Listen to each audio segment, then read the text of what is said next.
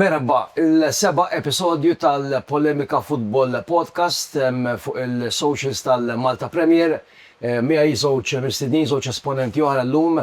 Grazzi kbira wkoll tal-feedback tagħkom fl-aħħar episodji li kellna. Kemm l-aħħar wieħed mal-President ġdid ta' Birkirkara Dr. Christian Cardona kif ukoll Florijn. L-engagement li kien hemm fis-social media illi wieħed jista' jara huwa evidenti, però mhux hekk biss anke f'daw ix-xhur, f'daw il-ġimgħat sħan ta' sajf toħroġ tiltaqa' man-nies ta' kull tip u kulħadd jitkellem dwar dal-podcast. Verżjoni ġdida illi ovvjament bil-produzzjoni tal-MPL tal-Malta Premier illi nedejna propju fil-bidu ta' dan is-sajf u diġà ninsabu f'dan is-seba' episodju. Infakkarkom Polemika Football Podcast miegħi ħabib kollega Martin Attart il-meme illi regolarment ikun magħna u ċertament jekk qatt ma jkollna dejjem ikunna dak id-dubju jekk sew x'ħanimlewa, però ċertament illi mal-mistieden tagħna llum li ħanitkellmu 360 degrees fuq kollox, fuq il-futbol Malti, fuq il-Malta Premier, fuq it-tim nazzjonali, fuq l-MFA, fuq it-tazza tad-dinja li Kevin Temmed, bi pjaċir l-ex coach nazzjonali, analista Pandit Pippo Psajla. Good afternoon. Good afternoon. Tajjeb, mela, ħanibda mill-ewwel.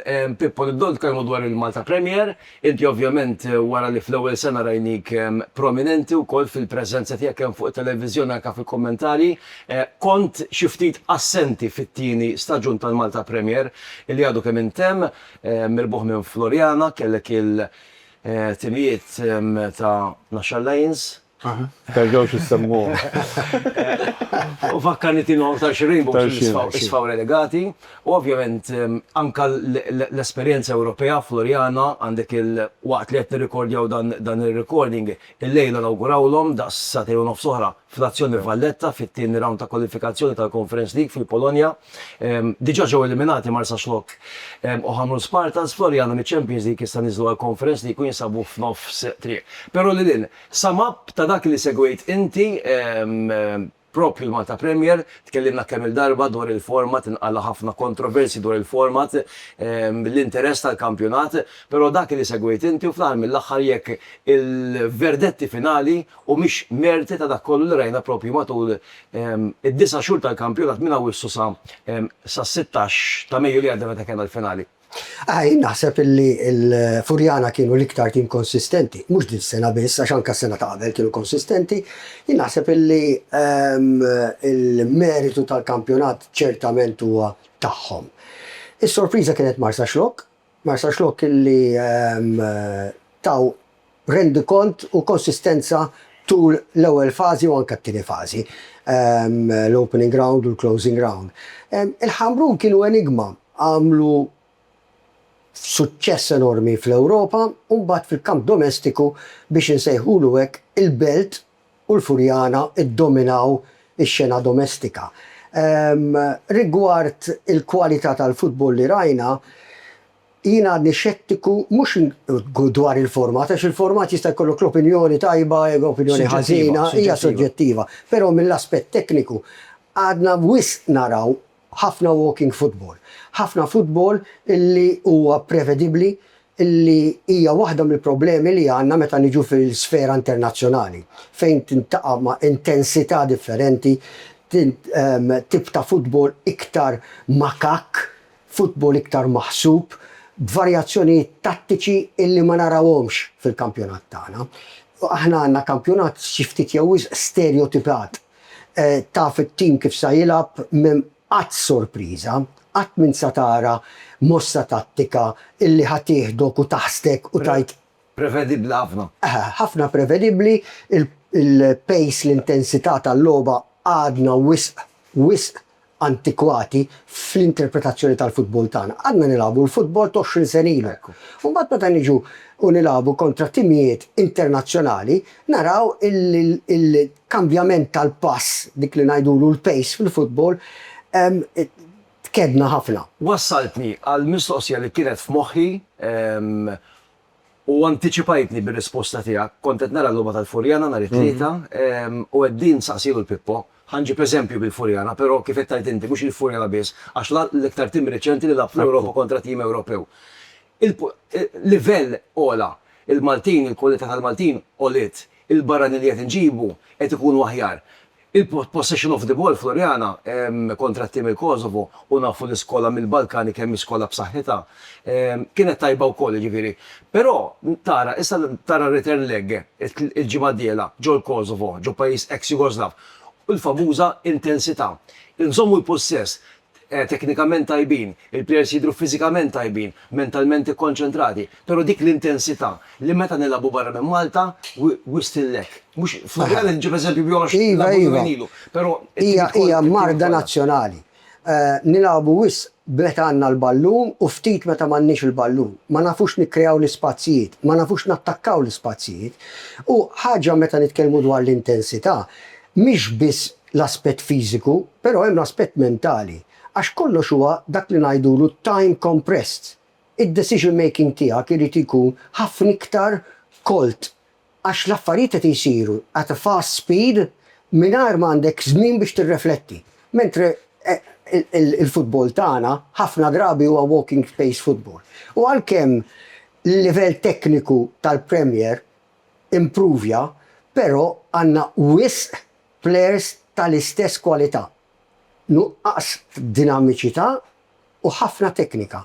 Li fil-logħba internazzjonali trid a mix of both. Trid it-teknika fil-fażi dinamika. U taħseb malajr, tu deċiżjoni malajr. Dejjem, it's time compressed. It's time compressed. Għax tattikament, fiżikament u il-press illi qed jintlab il-futbol illum il-ġurnata jirrekjedi fast thinking, fast moving, quick action. Martin, nidħol fil-diskussjoni fuq dal għadu kemm għal Pippo, in ġenerali si set nitkellmu qabel ma ovvjament nifukaw fuq topics oħra differenti. Le, eżatt, jiena rajt ħafna mill-logħob li labu t-timijiet Maltin f'din il-kompetizzjoni, minn fl-area competitions. Jiena l-klabs, l-ewwel qed m'iniex ħan nitkellem fuq livell tekniku għax jien m'iniex coach u niddejjaq litteralment nagħti l-opinjoni tiegħi meta jiena dak mhuwiex is-sertur tiegħi, jien nitkellem iktar bħala supporter. Però kif rajna, sfortunatament il-riżultati ġew inqas. Issa, bħala intensità jiena l-logħba tal-Florjana rajta ma kienet naqra surreali l-logħba anke ħabba t-tempo daw l-affarijiet. Biss u affarijiet oħra insomma nqatgħu tliet darbi allura t-tempo tal-logħba kien naqra baxx. Biss, to be honest, jiena li bħala clubs il-livell huwa naqra iktar differenti milli għax jiena il-futbol Malti dejjem nikkumparaw, forsi naqbdu d-diskussjoni. Jiena jem naqsmu fit-tnejn, jiġifieri għandek fuq livell ta' klabs u fuq livell iktar ta' tim nazzjonali. Jekk qed nitkellmu eżempju fuq Marsa Xlok ma ffildjewx plejer Malti. Jiġifieri mhux qed nitkellmu fuq tim Malti prattikament hemmhekk, qed nitkellmu fuq tim ta' Malta li mhux li m'hemmx plejer Malti magħhom, jiġifieri fil-verità. Dik hija waħda mir-realtajiet li jiena nixtieq nara l-futbol Malti jimxi l qudiem fiha, li nara iktar prodotti Maltin jieħdu sehem f'daw il-kompetizzjonijiet. Biss, fl-opinjoni tiegħi jekk naħseb ħan nitkellmu fuq livell ta' clubs, kien hemm naqra improvement, jiġifieri jiena ma daw tal-Kosovo ma rajx daqshekk differenza bħala kemm livell tattiku, kemm tekniku, imma again tittara t-tieni round x'ħajiġri. Logħba way. Fimt, ġifieri. Fuq għal-barranija di tkun differenti. Sema, punt importanti anka minħabba nuqqas ta' element lokali, nuqqas ta' homegrown. Din hija issue li jiena nitkellmu fuqha Pippo, ġifieri inti ġej ukoll apparti ovvjament nies jafuк anke bħala opinjonista kummentatur tanalizza l-futbol, però ovvjament ex-coach ta' tim nazzjonali, però min jaf so jaf li inti involuzzjaw anke fil-nurseries, ġifieri nursery mhux għax fuċċek waħda mill-aktar professjonali tal-Uxol St. Andrews illi ittella ħafna żgħażagħ, is-setup huwa wieħed elevat, pero mhux kull klabb jew mhux kull nursery bħal Uxol St. Andrews. U naħseb dik hija issue li naħseb apparti li ovvjament għandek l-objective ta' kull klabb li jilħaq itragward l-objectives tiegħu. Kellna l-Dr. Cardona l-ġimgħa li għaddiet illi semmija wkoll għal naħseb illi għandna bżonn fuq dan ir-rigward naqbdu l-barri minn qrunu u verament nittekki li di situazzjoni tal-żgħażagħ, tal-youth development. Naf li għandek ħafna xi tajt fuq din ħaġa qegħdin tard wisq għax il-fatt li semmejt il-klabb tiegħek hemm klabb oħrajn tajbin, hemm klabb oħrajn tal-affarijiet tagħhom illi ovvjament il-livell standards tagħhom huma għolin, però mhux kulħadd. Naħseb hemm bżonn naqbdu l-barri minn qrunu ċertament din hija waħda mill-issues, waħda problemi li l-futbol Malti irrid jittakilja b'mod holistiku, mhux quick fix, għax inkella ħallu nibqgħu f'sitwazzjoni kif qal Martin fejn aktar bejgħed iż-żmien, aktar ħajkollna flus ta' barranin u t-tifel Malti il-biċċa xaq ta' bieb li għandu biex jilgħab il-futbol ħajnqatalu kompletament. Jiena naħseb ħan nitkellmu in ġenerali dwar il-barranin. Jekk naraw ir-realtà tal-futbol mondjali, kullimkien huwa hekk. Jekk tara t-tim Franċiż kellu 9 elementi mill-Mali, ex-kolonji tagħhom. U jekk tara Zidane kien Alġeri. Ġifieri, din hija realtà illi għexna biha.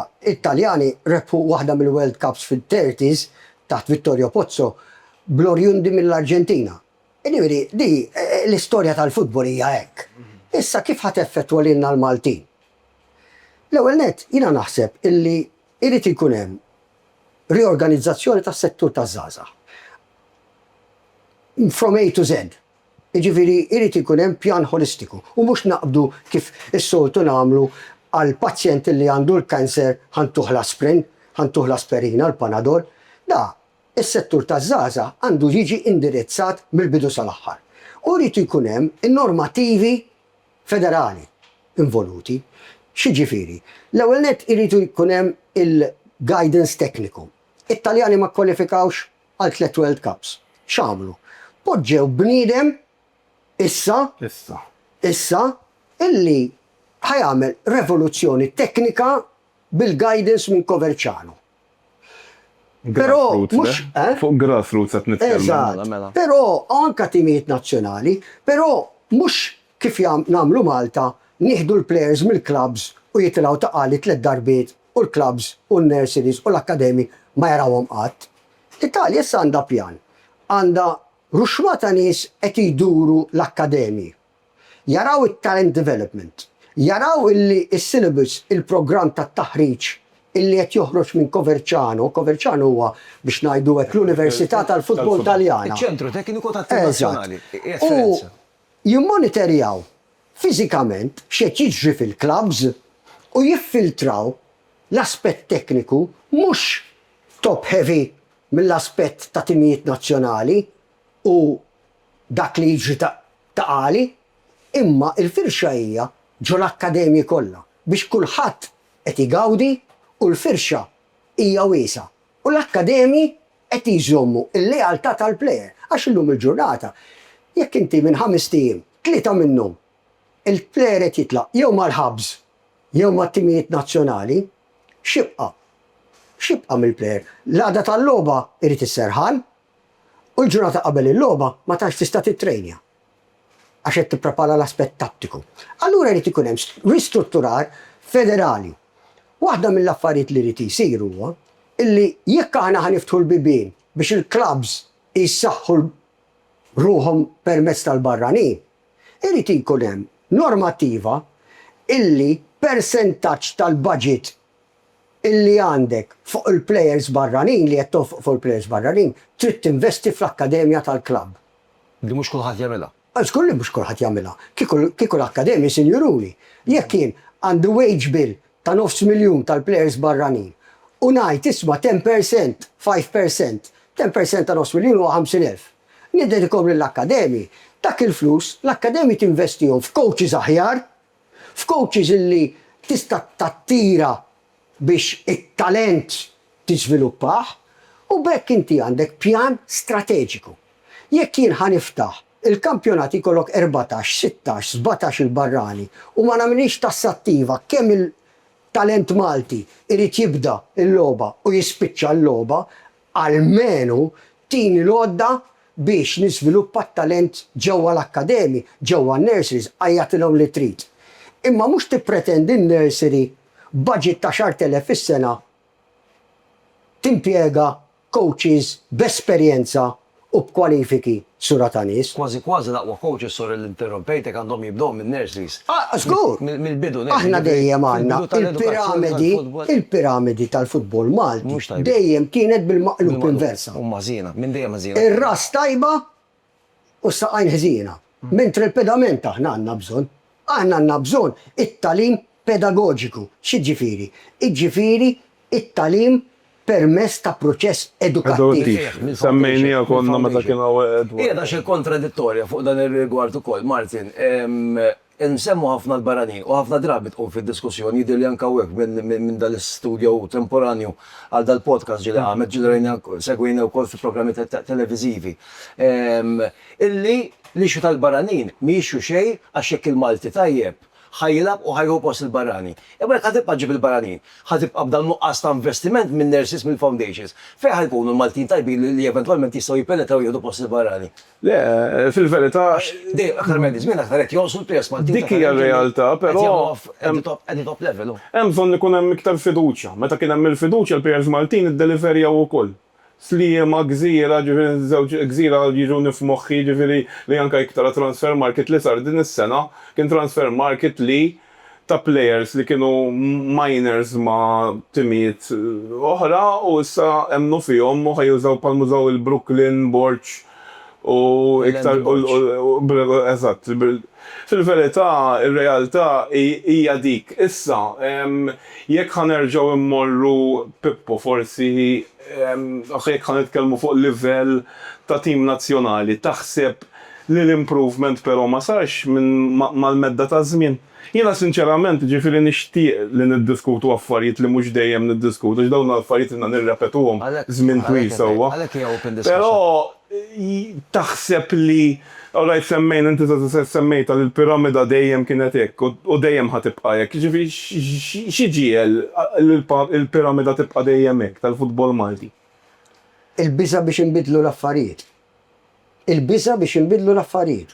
Li m'għandniex gazz ġifieri. Metaforikament il-futbol Malti araw għax taħsbu, metaforikament il-futbol Malti dejjem hekk rajtu jiena sewwa inti għandek mhux hawn Malta, xew Malta traffiku karozza wieqfa versus hekk barra minn Malta, naħseb kollha soqna barra minn Malta, għandek triq dritta sewwa u għandek numru ta' exits. Sewwa, inti titmur x'imkien fid-direzzjoni tiegħek titaqbad exit. Jekk ħatiqbad dej dritt, jelli iktar triq faċli u xi darba tispiċċa ġo ħajt. U dik hija realtà, dik hija realtà. Jekk provajna nbidlu xi ħaġa, provajna s-sistema Taljana, ġifieri afdajna kollox. Tu biferu kollu kien hemm l-isfortuna li kien hemm kellu jtem ħesrem il-perjodu tiegħu kien beda jibda xejn ta' filosofija minn isfel għal fuq. Fil-ħajja fil-fatti jitkellmu, aħna konna fil-66 post fid-dinja. Illum qegħdin 100 post iktar lura fir-ranking mondjali u kienu l-istess numru ta' pajjiżi. Jiġifieri il-Vant, il-pajjiżi tal-Vant kienu diġà tkissru għax il-ħajt ta' Berlin kien diġà niżel. Jiġifieri mhix kwistjoni għax illum hemm iktar pajjiżi jagħmlu parti mill-FIFA, le. Illum hemmx iktar pajjiżi li jagħmlu iktar parti mill-FIFA. Ġifieri, il-realtà hija illi fuq dawn l-aħħar 30 sena aħna mxejna lura 100 pass, 100 pożizzjoni. Issa l-għala għax ħaddieħor mar fil-fast lane. U aħna konna dejjem mbeżżajn biex niffaċċaw iċ-challenge il-ġdida. Jiena għamilt ħafna żmien taħt presidenti differenti fil-Kumitat Olimpiku ġewwa l-MFA. L-iktar president li qatt kellu foresight u guts kien George Abela. George Abela wiret MFA mhux għamel ċertà ta' żmien il-Flintstones. Ta' żmien il-Flintstones. Konna ngħixu ġewwa l-kaverni, ġewwa l-ar. Kellu l-guts, kellu l-viżjoni, mingħajr solt fil-bank, minn għax kienu mdejni. Mhux coach naħseb inti dak iż-żmien biex neħdu l-perspettiva. Iva, jinsir. Inti ta' George Abela kont. Jiena tħalt fil-1984 u sar president fil-1983. Imma bħala coach tat-tim nazzjonali iktar tard, sewa, le biex inkun naf il-pożizzjoni tiegħek ta' jiena sinċerament. Niftakrek coach iktar tard. U kien fl-ewwel sena. U mbagħad biddel biex ngħidlek l-aspett tiegħu il-fokus tiegħu. Dak l-istess żmien li semmejt inti tal-start in hand ta' Dr. Abela ta' transition bejn l-Empire Stadium. Mhux tal-li hekk tal-li wiritna stadium illi l-art kienet tal-patata. Ġieli rajt videos. Literalment tal-patata. Biex morna ta' qali ġifieri fuq livell morna lura minn fuq ir-ramel naħseb. Aħjar ir-ramel kien hemm investa fl-infrastruttura, daħħal il-sistema professjonali, daħħal l-ewwel coach full-time, Genċo Dobrev, għamel sponsorship scheme, kien hemm viżjoni. Illum il-ġurnata għadna bej wieħed u ieħor nagħmlu l-istess affarijiet, anzi morna lura. Morna lura, mhux morna l-qoddim. Hemm bżonn illi jkun hemm bniedem mhux biss bil-viżjoni imma bil-kuraġġ illi jbiddel. U jrid ikollok ovvjament il-fondi, il-finanzi li kemm dak iż-żmien tal-President Emeritu, Dr. Abela, kemm fis-suċessur tiegħu Dr. Joe Mifsud. U sa dak iż-żmien li niftakar li sena wara l-oħra anka fl-annual general meeting kont tara profitti sostanzjali minnaħa profitti finanzjari sostanzjali minnaħa tal-MFA. Mhux qed ngħidlek li fil-presidenti ta' wara dan ma ġarax, però mbagħad l-affarijiet jibdew jinbidlu. Ovvjament bħal kull entità oħra kien jirrikjedi aktar impjegati, illum il-ġurnata aktar coaches minn dak iż-żmien, forsi għandek l-esperjenza tiegħek ta' meta kont coach nazzjonali. Coach nazzjonali. Kontu tkunu 5-6 5 u 6. Inkelli wieħed. Il-technical staff. Inkelli wieħed l-assistent, la kelli coach tal-goalkeepers, la kelli specialista tal-physio, la kelli match analyst, la kelli sports psychologist. Meta ngħidlek ta' żmien il-Flintstones, jien ma nafx kif konna nġibu riżultati. Onestament, għax kellna players kapaċi u kienu jagħtu 150% fil-ground u dak iż-żmien it-tattika kienet tot ħafna. Kienet kruċjali. Illum il-ġurnata Hemm iktar fiżika, aktar dejsa fiha. Għandek il-fiżika u għandek illum il-ġurnata kważi kemm ir-roles inżammu jekk inti għandek central midfielder, jekk għandek right wing back, left wing back, whatever, striker. Illum kważi l-logħba tiela u nieża rajni anke fil-World Cup. U timijiet bekk meta rajna timijiet żgħar jilaħqu ma' timijiet kbar. It's all about that fil-verità. World Cup ħanibqgħu ta' ġifieri pertinenti fuq il-futbol. Qabel nitkellmu fuq futbol, nixtieq nitkellem fuq futbol. Għax aħna kultant nagħtu l-impressjoni li kollox sejjer tajjeb li għandna setup li jimxi perfett. Jien dik li l-iktar ħaġa li nixtieq insaqsi għal xiex tipo kultant naraw sitwazzjoni idillika meta fil-verità is-sitwazzjoni hija naqra iktar prekarja fejn jitlu r-riżultati. U jiena mhux ġast riżultati tat-tim nazzjonali, ta' jiena irrid nara iktar il-grassroots. Da punt importanti li qed jgħid Martin, da punt importanti. Jekk tara s-suċċess ta' Spanja. Is-suċċess ta' Spanja mhuwiex biss it-tim nazzjonali, f'dawn l-aħħar 4 snin rebħu 16 top honors. 11 fil-futbol tan-nisa u 5 fil-futbol tal-irġiel. Meta tasar it-tnejn li huma, is-suċċess ġi across the board. F'dak li huwa under 17s, dak li huwa fl-under 19s. U l-bistess coach, ġifieri baqgħu ma kienx hemm tibdiliet drastiċi.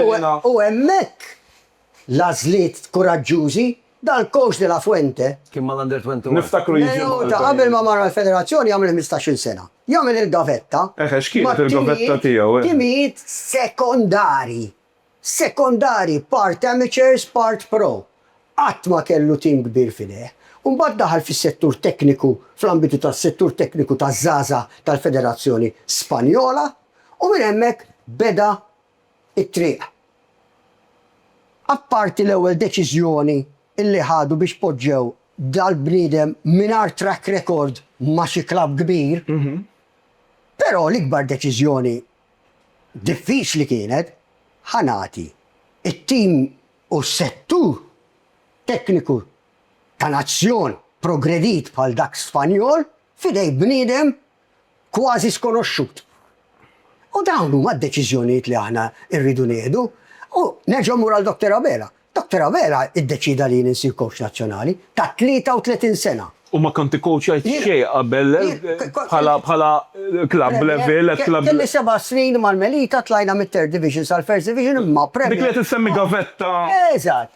Dik id-deċiżjoni biex ngħidlek ta' stonku u ġejt wara żewġ coaches barranin. U poġġini meta kien jaf li 8 minn 10 players tat-tim li kelli nieħu qalu li ma' coach Malti ma jaħdmux. Dik kienet it-teżi ta' George Mikallef u ta' Stefan Sultana. Ivri, da ħareġ onu qal mela dal-bniedem. Mingħajr esperjenza ta' 33 sena. Supposta għadu qed jilgħab il-futbol, qatt ma lagħab futbol, ħaniġtu. Kaw id-deċiżjonijiet hemm bżonn tiegħu. Sak jidher li qatt ma lagħab futbol. Le. Coach. Hemm l-ixxu l-oħra, ixxu li kif kont ħansemmija qabel, però ovvjament għamel punt tajjeb ħafna Martin. Insemmuha kemm il-darba, dil-famuża u nġib eżempju għadda kif spiċċat it-tazza ta' dinja bil-Cape Verde li għandhom skwadra sieħa 24 plejer kollha kemm huma fi gżira daqs Malta, popolazzjoni iżgħar minn Malta, kollha kemm huma jilagħbu barra l-pajjiż. U għed minnhom ma' Shamrock Rovers, però spiċċa mill-lab kien lab. Erba' tim wara da ma telaqx holiday, 4 tim wara da kontra l-Florjana fil-logħba tal-5-1. Jiġifieri 4 tim qabel kien l-Amerika jilab jirrappreżenta Cape Verde. Aw Malta konna saftit ta' żminilu qed nitkellmu fuq il-livell maskili, għax il-livell femminili għadni kif rajt aħbar sabiħa, Rachel Koxkiri, reġed ġeddet mal-Ġenova u players oħrajn, però jekk kellna ftit, issa literalment nistgħu nikkonfermaw li m'għandna xejn. Da sajf, Alex Italiano, Zek Muscat, Paul Limbong, propju dil-ġimgħa. San sitra anke l-foreign base, set inġibuhom Malta, Teddy Toma, li jgħat masliema. Kemm hija waħda mill-problemi, mill-raġunijiet għalfejn fuq livell ta' tim nazzjonali il-futbol Malti ma mhix progress jew ftit progress. Dispjaċini nerġa' nirrepeti, il-problema hija grassroots. Il-kelma grassroots tfisser jekk is-siġra m'għandix eroq tajbin, is-siġra ma tistax tikber. U aħna dik il-problema li għandna. Aħna għandna collaboration mal-Ġenova u collaboration mal-Calcio Pisa. Bħal Luxol? Il-Luxol. U jiġu jaraw, jiġu jagħmlu camps, jiġu jagħmlu scouting. Fil-fatt għandna tliet titfal ħajmorru għand il-Pisa propju fl-10 ta' f'Awwissu. Daw l-exchanges jagħmlu ħafna. Ħaġa waħda li jgħidulna huma, intom teknikament validissimi. Però jekk impoġġikom ma' tifel tal-istess età ħajaqtakom f'10 metri, metru u nofs. Ir-raġuni x'inhi? Stages fippot nitkellmu fuq. Nitkellmu 15, 16, jiġifieri diġà. Meta t-tifel qed jiżviluppa. He's coming towards his tail end taċ-ċiklu ta' żvilupp. Eżatt. Però jaraw kollox, jaraw mill-5-year-olds, 6-year-olds, u hekk jgħidulna żgħara ħjar mill-kbar. Għaxu, eżatt, jisu hemm dik il-qasma bejn age groups, ġiwa darba naqbżmu 12, jisu xi ħaġa tmur storta kif jgħidu Taljan. Għana jgħidlek x'inhi l-problema, Mart, illi aħna nasbu li hemm a coach for all seasons. Marra minn Malta għandek speċjalista tal-8-year-old, speċjalista tal-10-year-old, speċjalista tal-12-year-old, speċjalista tal-competition. Mhux coach li. Mhux coach li. Cater for all. No. Do it all. A man for all seasons. There's no coach for all seasons. Hemm speċjalisti u speċjalisti fl-age bracket. Jien għaddi niftakar ħaġa li impressjonatni. Meta mort l-Akkademja tal-Ajax biex nitgħallem. Li hija top fid-dinja naħseb. Jien dħalt fil-uffiċċju tad-direttur tekniku u saqsejt domanda stupida. Indunajt wara, għatlu isma', għatlu il-career pathway ta' coach hawnhekk. X'kif idi? Kif tiddefini? Jibqa' ma' gruppu, jibqa' tiela jbidel. Għalli taf x'inhi coaching pathway. Jekk jien assenjajtek l-8-year-olds, għax naħseb li int kapaċi tieħu l-8-year-olds. Jekk tiġi tħabbat lil-bib u taj li sena d-dieħla nrid 12-year-olds, nurik il-bib il-barra. Għax jien naf xi specialization hemm bżonn biex nagħllem an 8-year-old child. U int bħala coach nara li tista' tgħaddih. Tittransferja dan knowledge. Malta, jiddispjaċini ngħid, illi ħafna youth level training huwa ġeneriku. M'hemmx li speċifiċità. Allura hemmhekk għandna l-lakuni illi m'hemmx il-correction. Attention to detail. Eżatt, m'hemmx il-correction. Training session. Jien minn għalija, ħafna mill-coaches huma trainers mhux coaches, coachi huwa għalliem. Fejn hemm l-isbal irid ikkorreġih. Fejn hemm in-nuqqas irid jindirizzah. Jien m'iniex hemm biex nagħmel il-cones, biex nagħmel eżerċizzju fenomenali. Tallem. Jien qiegħed hemm biex nagħllem. U biex nagħllem irid ikun hemm it-transfer of knowledge. X'għandi f'moħħi lill-plejer. Issa hemmhekk għandek bżonn il-għallim, għandek bżonn il-teacher coach. Mhux a performance coach. A performance coach jiġi għat 14-15. Coach li jaħarislek ir-riżultat for an 8, 9, 10, 11, 12-year-old game, laqqas huwa kapaċi jissejjaħ coach. Jibni, għalhekk jiena ngħid hemm bżonn guts li nieħdu deċiżjonijiet. Anke jekk sa jweġġawna. Ibsin imma taf illi long-term planning. U llum il-ġurnata għandek il-vantaġġ. Għax qabel it-terminu tal-President tal-MFA kien iktar fikil, iktar flessibli. Illum il-ġurnata tibni t-terminu long term- tal-MFA tibda tagħmel long long term term plan. plan. M'hemmx raġuni għalfejn għax jiena ħammur niffaċċa l-elettori tiegħi mhux daqshekk spiss. Allura M'għandekx moħħok ġast l-elezzjoni, Short term, tista' tiffoka eżatt. fuq il-logħba iktar milli fuq. Eżatt, il-presidenza tal-MFA mhijiex bħal ta' Infantino illi ħanaslu fl-assurdità illi nofs il-membri tal-FIFA ħajkwalifikaw awtomatikament Fortunatament. għal-finals. Tħalt tal-suġġett ieħor, smajna diġġimgħa li propju l-presidenza tal-MFA endorsjat il-kandidatura wkoll ta' Gianni Infantino. Ħafna ħadu bħala sorpriża, kulħadd jaf jew kull min involut fil-futbol u għandhom kull dritt għax fl-aħħar mill-aħħar jekk il-FIFA tgħin il-futbol Malti hemm ċertu relazzjoni pożittiva kemm ma' Sur Vassallo kemm ma' Dr. Paris minnaħa tal-FIFA, the high rank people tal-FIFA. Però naħseb wara l-atroċitajiet, il-teatrini li rajna fl-aħħar World Cup, naħseb ħafna nies ikkummentaw fin-negattiv u kienu xi ftit sorpriżi wkoll dwar dan l-endorsement. Jiena bħala supporter nista' nitkellem sewwa ġifieri bħala supporter għalija wara dak li rajna f'dil aħħar tazza tad-dinja hemm bżonn bidla. Imma sissa to be fair ħankonferma l-MFA. Dawn huma ġast m'għadhom ma kkonfermawx ħadd minnhom ma tkellem, ġifieri tistenna l-verżjoni tagħhom.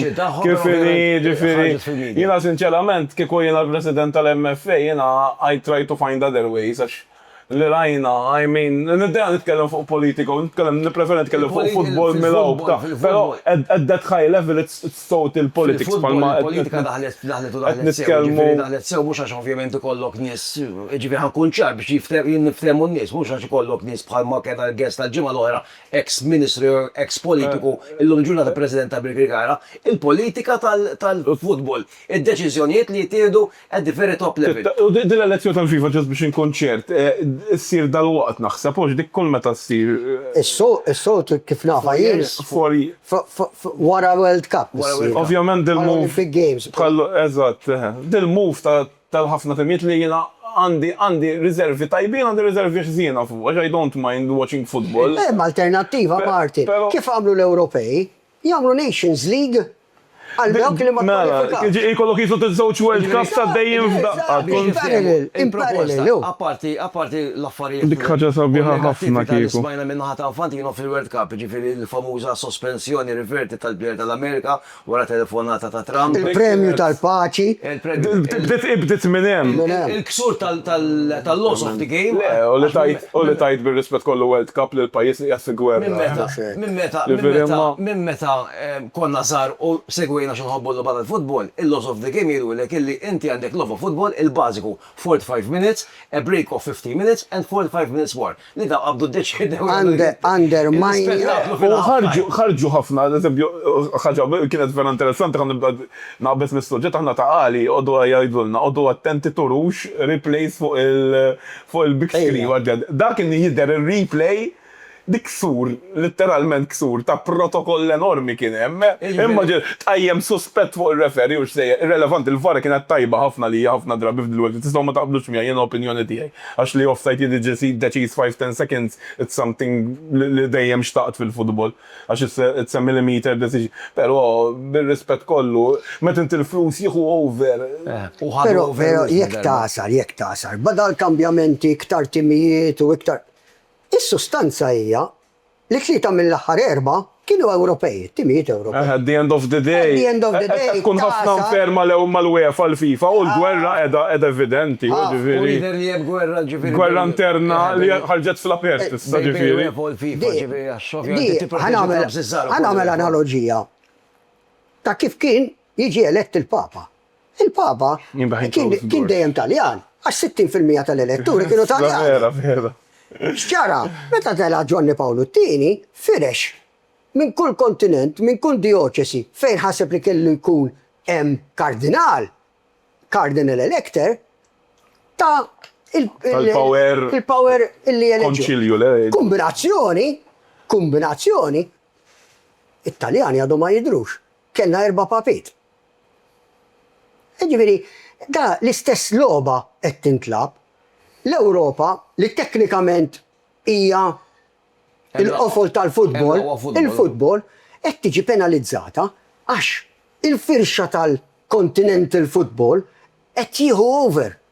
Qed jieħu over.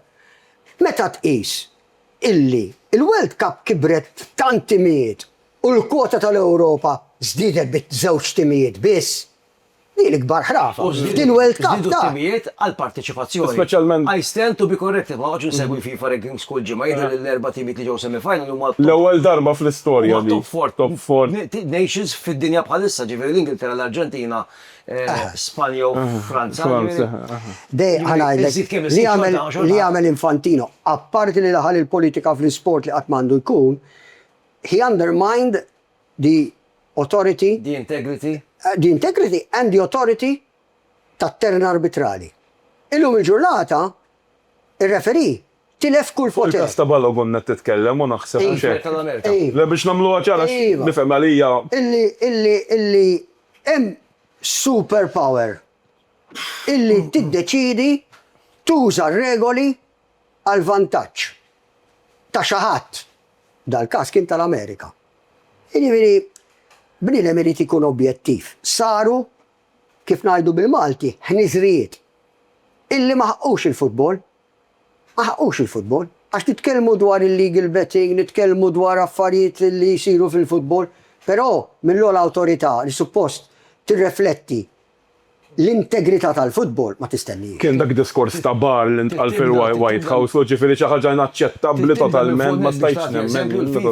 U eżempju biex ovvjament anka l-federations, il-konfederazzjonijiet anka jikkupjaw dak li tagħmel il-FIFA, però fl-aħħar mill-aħħar naħseb il-reputazzjoni tagħha partikolarment bħala entità u fuq kollox ta' min qed imexxiha żgur li ħadet tiżbita wara l-edizzjoni. Trid tara Rodni issa min ħajidħol jikkompeti ma' Infantino, però ċansis u marqaq. Għax inti għandek Kif semmejna il-power of incumbency. Kif semmejna ġifieri. U jana nibqa' nemmen li President tal-FIFA waħed mill-iktar roles powerful fid-dinja, ġifieri. Beyond kważi daqs il-President tal-Amerika. Però huwa sfortunatament għax kif qed ngħidu is the top entity in world governing the world governing body. L-isfortuna li- Ġifieri di kemm ilha taħdel l-ikra taħsaba sewda minn żmien Blatters għandek il-Infantino, ta' Blatter ovvjament hija kompletament differenti, xorta waħda, ġifieri. Jina rod l-sfortuna li at the end of the day il-futbol hija l-logħba tal-poplu. U qed tiġi kollox wara l-logħba tal-poplu. Anka ħaloqna preċedent fl-Amerika li biljett biex tmur tara l-logħba ra kienu diġà għoljin, issa lħaqna livelli li taqta' qalbek. Jiena nixtieq immur nara l-World Cup li ġej imma nisma' daw il-prezzijiet għalija. Li missaw Li jmiss għandek bejt li ta' Spanja, Portugal, Marokk, għandek żewġ konfederazzjonijiet, però ħejlabu tlet lobiet, Centenary Games, waħda l-Arġentina, waħda l-Paraguay, waħda l-Uruguay. 600 diġà ddew. ħajkompli komplikaw. Nerġgħu naqilbu fuq it-timijiet Maltin, inti fil-bidu tiegħek Pippo, u anke jista' jintervjeni anke Martin. Għandna referenza għal dak li qed ngħixu llum, end of July pratikament it-timijiet Maltin. Semmejt inti stess u kulħadd ġifieri referenza li kulħadd għadu proud bihom biss il-Ħamruniż dak li għandu l-Ħamrun fil-Conference League, Group League Phase bla preċedent tal-Klab Malti sal-ġimgħa. Għandna din konna mdori, probabbilment dis-sena ħajġri wkoll. Illi sa end of July, l-iktar first, second week of August, it-timijiet Maltin, fl-Ewropa jkunu bye-bye. Daw sa ġimgħa qabel mill-lik kienu għadhom għaddejjin, ħamru Spartans bil-lobit li kellu fil-grupp. Però ġiet is-sena u wara l-ewwel hurdle krolla mill-ewwel. Kont sorpriż bil-kroll ta' ħamru Spartans ma' tim ta' Faroe Islands u anke Marsa Xlok, jiġifieri daw literalment mal-ewwel hurdle kif jgħaddu mal-ewwel ostaklu sfaw eliminati mill-ewwel mill-kompetizzjoni. Kont sorpriż, però l-iktar sorpriża li rajt jien kienet illi bej l-opening round u t-tini round tal-kampjonat tas sena l-ora, kif bidlu t-tim kollu l-ħamru, meta kien ġej minn such a positive run. Iviri dak huwa naqra paradoss. Mhux hekk Pippo daw bidlu l-coach f'nofs il-pre-season ukoll. Ġifieri anke t-tim kien qiegħed bitlieta wara, qiegħed daw ġabu coach li huwa li jilgħab berba tradizzjonalment. Ġifieri dik ukoll, change within a change. Ġimgħa qabel il-ewwel leg tal-Faroe Islands meta kellhom li xi wkoll tal-vjaġġar. Kienet hemm Modika mbagħad replace ma' Sanderra. Ġifieri dik biss. Ma ninsewx il-kampjonat. Però punt tajjeb. Ħafna. Il-kampjonat tal-Faroe Islands ħabba il-periodu ikun ġabeda. Ikun ħafna vantaġġat. Ġifieri għandek iktar luf saqajk, għandek iktar ritmu, għax l-sport kollu. Daw Diċembru, frar, Marzu ma Ir-ritmu jott, meta inti toqtol ir-ritmu u dik li għandhom l-Spanjoli għandhom tant ritmu illi, you know, they keep coming, u l-possession tagħhom huwa effective possession, mhux jżommu l-ballu. First touch, il-vizjoni li qabel irċevejt il-ballu. Rodri ġeni. Kun ġata fil-minħat. Għalija huwa plejer li meta jilgħab tajjeb it-tim tiegħu diffiċli jitlef. Yes, assolutament. Qed nibdew noqorbu lejn l-aħħar, però ovvjament nagħlqod xejn bil-pożittiv ukoll. Il-kampjonat li ġej, il-kampjonat dal-waqt jibda bil-mod ninsabu tliet ġimgħat il-bot mill-ftuħ tal-Vibet Malta Premier Season 2026-27. L-anticipazzjonijiet huma li ħajkonna kampjonat fejn livell u fermola. Insemmilek għax inti naf li segwu taf il-players. Għandek il-slima, Dream Team literalment, ifakruni fil-USA tal-basketball ta' il-Galacticos Real Madrid. Ta' Barcelona, 1992. Dak il-Dream Team dak, ta' 92. Ta' 92. Il-Savi Toplut mal-Malbelt, u l-Persa mal-Malbelt. Għetnejtek vi Toplut, Roko Persa mal-Malbelt, għax kien maħħom il-Salora, kien maħħamrun qabel, pero ħadu l-Xatariano, ħadu Henry Bonello, ħadu l-Teddy Toma, Birkirkara, ritorna Zek Muscat, Jake Vassallo, ħadu plejers oħrajn, Floriana, illi ritorna Paul Mbong, baranita kwalità tajba ħafna, l-istess Valletta ħadu Rocco Pirsa. ħadu l-Tank, Alex Tank, u l-dim li kien prolifiku ħafna, u ħadu plejer li lab mal-Bosnia u koll, ġifiri looking forward. Għada, sewina xie plejers, għada timi gbar. Il-Hips li jovjon ħan saqsiku kol fuq l-investiment Amerikan, ħadu Joseph Mbong, Nathan Ajus, u ħadu plejer li lab fis-serja u koll, ma Sassuolo, Ryder Matos. Għandek livell oli ħafna. Tara li verament b'dal livell dal-investimenti li anke grazzi għall-impjeg li klab se jagħmlu anke fi players ġodda jew biex jollu livell tal-iskwadra jista' jkollna kampjonat li verament sa fl-aħħar kif qed inti korrettament ma jkollniex walking football ikollna livell li minn sena l-oħra jibda jola u ovvjament in-nies jiġu aktar il-ground. Jien naħseb iva. Jien nispera illi daw il-players kapaċissimi, teknikament validi, illi ġew lura fil-kampjonat Malti ma jfittxux il-comfort zone. Ma jfittxux illi jaddattaw għall-logħba tagħna. Aħna rridu naddattaw għal dak li ħajġibu fuq il-mejda. Jien beżżani Pippo li l-klabs tagħna ġi ħaġa li tinkwetani ħafna, jaraw ħafna short-term planning. Dika dej. Bdil ħaġa tal-barranin, hija xi ħaġa l-iktar. Alright, jiena kif qarrodni, jiena naħseb qasqat kien hawn aspettattiva b'timijiet kollha jissemmew top, daqs dis-sena ġifieri kulħadd jgħidlek minnu favorit li ħadd ma jafax it-timijiet kollha b'saħħithom. Però it-timijiet qed jaħdmu fuq long term semmejna l-ħamrun, bidlu deċiżjonijiet kważi kull sena sfortunatament, kellhom bażi tajba. Rebħu ta' wkoll tneħħilhom il-kappell. Imma din ix-short term planning qiegħda qisha titfal il-klabs lura jew il-qudiem. Ma nafx dik hija l-mistoqsija li nara jiena on a negative side fl-opinjoni tiegħi.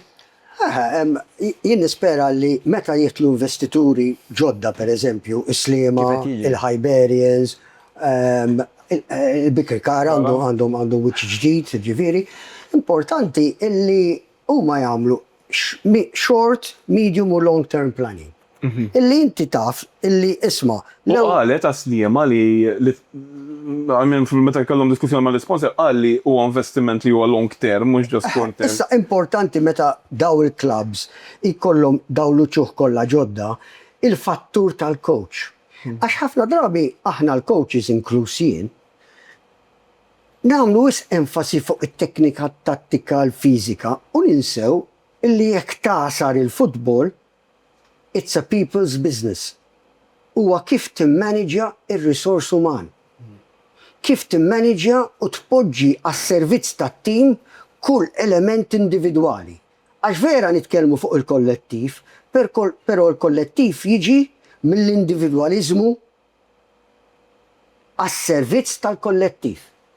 Allura importanti li meta għandek dar radical change tan-numru ta' players ġejjin minn kull imkien, il-coach mhux biss jara l-aspett tekniku, irid ikun il-katalist biex jikkrea dak li ngħidulhom il-group dynamics, il-dressing room. Il-dressing room, konġi għalija. U il-room, il-coach, irid ikun intelligenti biżżejjed li jifhem illi il-dressing room tiggarantilu l-post. U diffiċli. Qabel kienet inversa. L-equation kienet inversa. Il-players jiddependu mill-coach. Illum il-coach jiddependi mill-players. Jiġifieri jekk hu mhux se jkollu dik il-chemistry illi jdaħħal daw l-uċuħ ġodda fil-missjoni ta' għalxiex sa nikkompetu fil-Malta Premier League, li jista' jkollok l-aqwa ismijiet. You're not going to get anywhere. U dik hija s-saħħa ta' De La Fuente. Mhux il-kapaċità tal-players, però il-frame of mind tiegħu. Huwa coach illi jtik il-tranquillità. Coach illi ħaddan il-riflessjoni u rispett lejn l-avversarju. Qatt lill-players tiegħu ma jdaħħallhom il-mentalità ta' arroganza. L-umiltà. Kont ħansemmija l-umiltà. L-umiltà ta' talent, jaf li għandu allura. Iktar u iktar għandu bżonn. Iktar u iktar. Fil-fatt rajt interessanti kif daħlu fid-dressing room Wara li rebħu. dew jitkellmu. Issa xon osna. Irbaħna Nations League, irbaħna European Nations Cup, u irbaħna l-World Cup. U għad bil-edek, għalija nitkellmu naqra fuqha. Taw, meta supposta tiċċelebraw. Għal jien naħseb illi tragward li jmiss il-logħba li jmiss Settembru. Aħna dak it-tir tagħna. Li ġara huwa parti mill-istorja. Issa rridu nikbu storja ġdida. U hemm tara l-maturità ta' coach. Għaddej, ġifieri l-kontinwità hija importanti, ġifieri mill-aħħar da sa jibda Nations League jidher li f'Settembru fl-ewwel window u jekk għandhom Defending champions. għandhom fixture, ġifieri xi tip ta' target, xi objettiv ħajħassib. Ħanerġa' naqleb naqra fuq coaches, għax semmejna li De La Fuente pereżempju, dik hija d-differenza bej li qed insemmina qabel fuq short term planning u De La Fuente. De La Fuente, l-Ispanja spiċċaw jilagħbu jisom klabb li ilu jilab żmien twil. Mentri aħna il-coaches forsi ma jinbidlux huma kemm ikunu ħafna ċaqliq.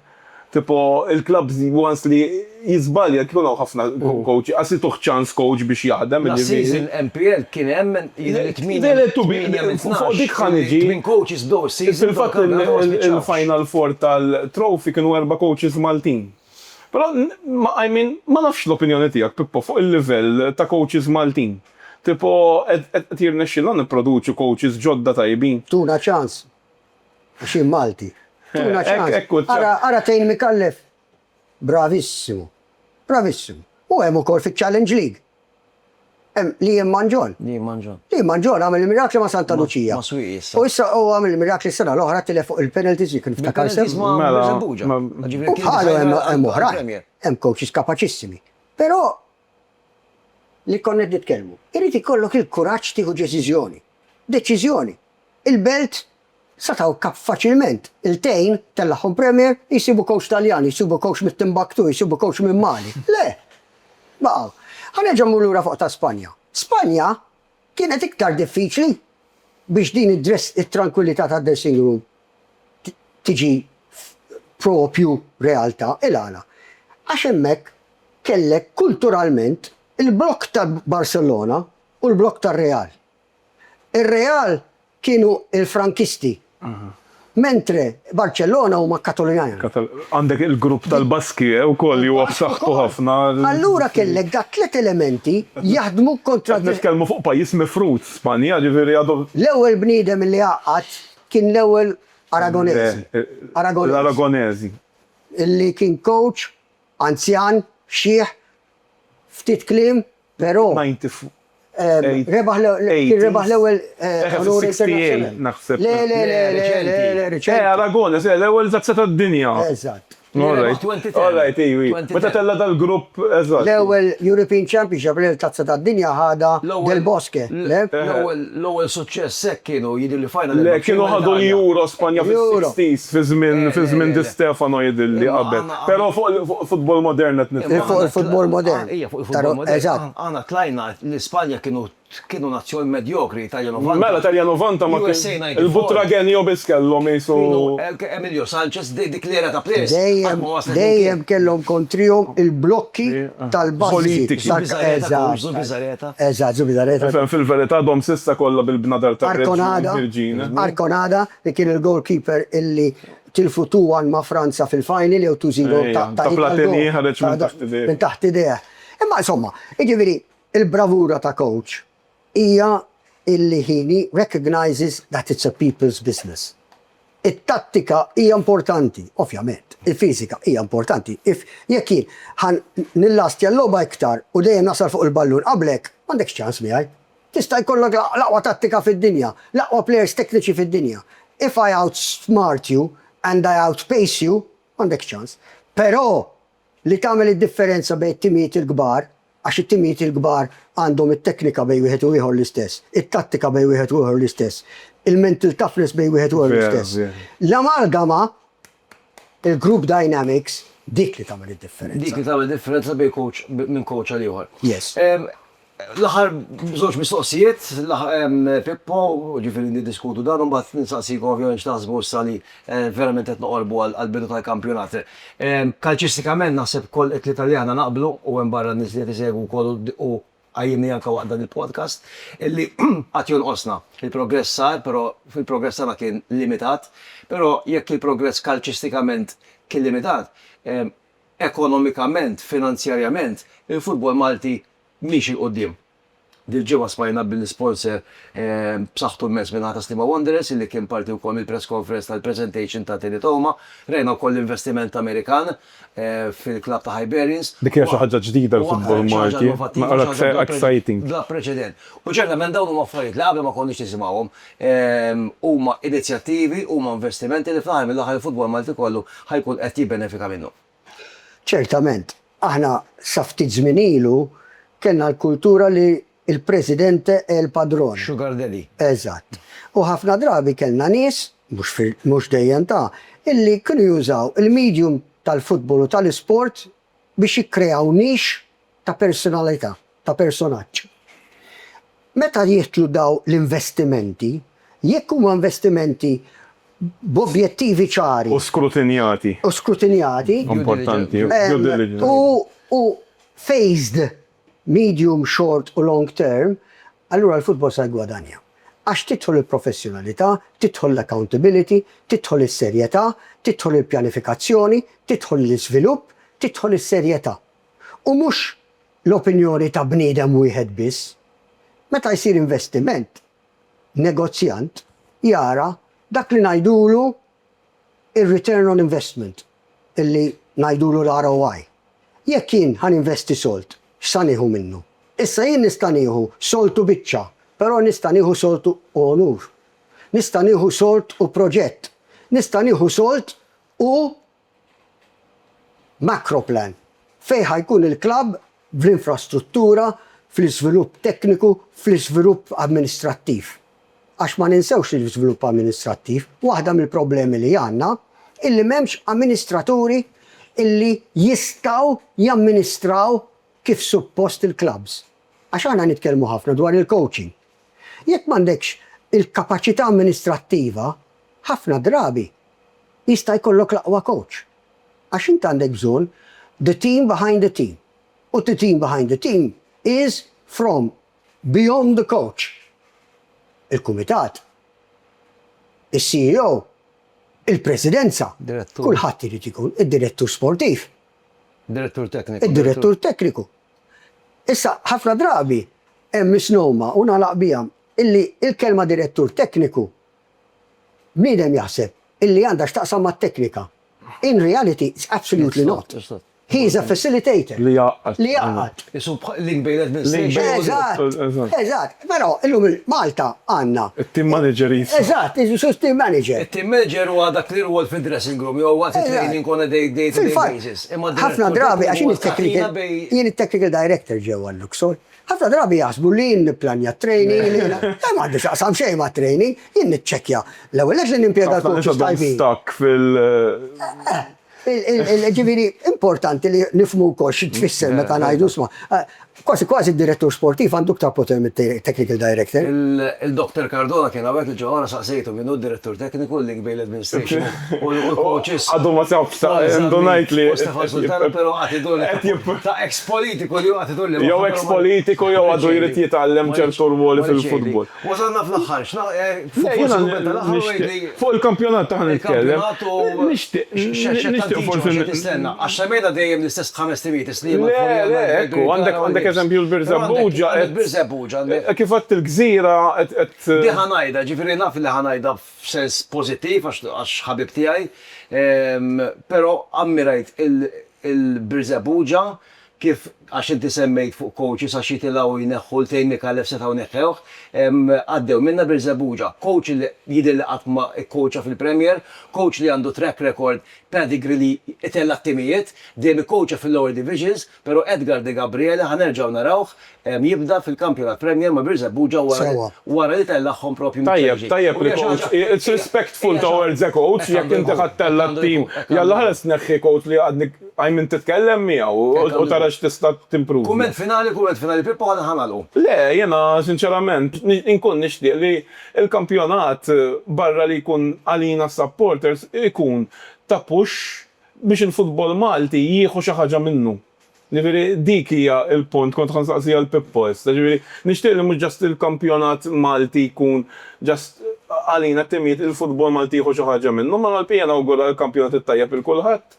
Ġifieri u ngħid proset il-dawk lin-nies li qed jagħtu kollox biex il-futbol tagħna ikun logħba ħin. Kampjonat innovattiv diġà semmejna anke fil-episodju li għadda wkoll xi changes żgħar fil-format, għandek il-football video support li kienet kruċjali u kienet game changer sa l-oħra u kien kummenti pożittiva li ħadd tibda mill-bidu mhux fit-top 6, il-bottom 6 u fil-fażi. Importanti, rajna kemm importanti fil-logħba tal-ħamrun li dawn l-affarijiet. U qed jistenna l-ħar kumment minn ħadd jekk Pippo ħalli nagħlqu programm għax sija taret. Ejja, qasad ngħid. L-ewwel nett ħanagħmel premessa. it-tim nazzjonali dejjem ħajkun riflessjoni tal-kampjonat. Dejjem. Ivri, jekk aħna ħanilabu mod fil-kampjonat, ħanilabu mod fil-nazzjonal. Għax il-coach nazzjonali kull mandu ġimgħa jew ġimgħatej qabel logħba biex jirranġa, u jekk daw qed jimxu blura fil-kampjonat, mhux se jiġu jimxu bil-qudiem għall-logħba. Ivri, dik hija realtà. Issa li ħafna mill-plejers qed jilagħbu iktar mal. Għalhekk, it-tieni ħaġa hija nixtieq kollha, part il-Forest. Xwaref Cardona imma l-pija kulħadd ġi. Tkellimna dwar deċiżjonijiet ta' kuraġġ. Jien ukoll nixtieq illi l-ispettatur, l-spectator, ma jibqax daqshekk ċiniku dwar il-kambjament tal-format. Issa l-format jagħtaw. Qed jiġi korrett kull darba biex nieħdu l-aħjar minnu, però ma nistgħux nibqgħu b'dik il-mentalità kif kienu jgħidulna l-Ingliżi meta konna kolonja, Maltese gem. Dejjem ingorru, dejjem insibu l-negattiv. Issa, jekk hemm xi ħaġa x'tirranġa, kull sena ġiet irranġata xi ħaġa, ġiet indirizzata aspett differenti. Imma ħanaqtawa di għax il-kampjonat falzjat, kulħadd qiegħed fl-starting blocks fl-istess. Ma tistax imbagħad meta l-affarijiet ma jiġux kif tridhom int toħħal fil-kampjonat. Jekk int l-aqwa tim, ħatirbaħ. Kif dejjem ngħidu l-klabs iddeċiduh ukoll il-klabs. Id-deċiżjoni tal-klabs kienet. U llum il-ġurnata il-klabs ħadu finanzjarjament ħafna iktar milli kienu jagħmlu. Ġifieri l-kritika u sewwa jagħmlu jħossu li għandhom jikkritikaw ġejja mis-supporter.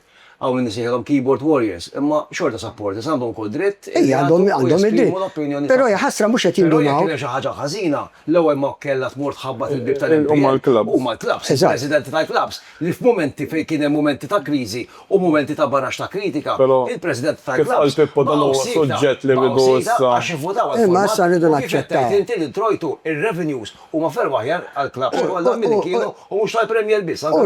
Eżatt, u revenues li żdiedu ma ħadhomx president fil-but, reinvestewhom fil-logħba tal-ballun, fl-infrastruttura, fil-facilities. Qed ikun hemm innovazzjonijiet.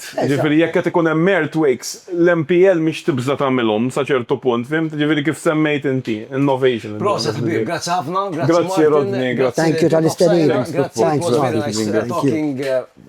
Talking with you matul dan il-podcast, episodju numru 7, grazzi lill-crew tekniku wara l-kameras, Luke Zerafa, Simon Abela, il-podcast Polemika Football, podcast għal nhar is-Sibt filgħodu, u ovvjament il-ġimgħa dieħla nerġgħu nkunu magħkom b'aktar mistednin interessanti biex ovvjament grazzi li ġdid tal-feedback tagħkom, ibqgħu segwu il-paġni soċjali tal-Malta Premier kemm Facebook kif ukoll Instagram ħanħalliha l-aħħar għax l-iktar grazzi importanti għax kieku ma jfimniex ix-xater ma nkunx nistgħu nagħmlu dan il-podcast. Grazzi lil O'Reilly's, Buġibba, grazzi Sandro. Insemmilkom il-kumplament tas-sera ta' tajba, il-kumplament tas-sajf it-tajb il-kulħadd.